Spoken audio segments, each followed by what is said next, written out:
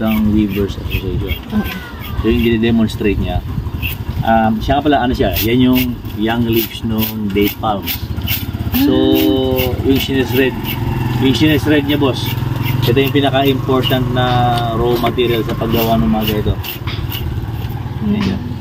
Way back during pre-Spanish times, ganyan yung ginagawa ng mga early botans dito. Yun, basically protection nila pag umulan sa init ng araw. So yung sinuot nyo kay tatay kahapon, ito yung manufacturing center dito sa Sabdang. So shred, after shredding, idadara yan sa initan ng araw for a certain hours. So shredding, after shredding na niya, may mga hina-harvest pa silang mga ibang mga material dyan, yung abaca fiber. Matagal po yun masira. Yeah, with proper care siguro, aabotin na mahigit 10 taon kung i-display mo lang. 1 week pala yung paggagawa sila, yung pagtuloy-tuloy.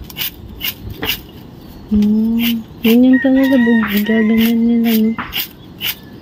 Yung ano pala, yung goal ng entire association is turuan yung mga younger generation para hindi ma-deteriorate yung culture on how to make it. Nani, pwede po patingin ito? Opo.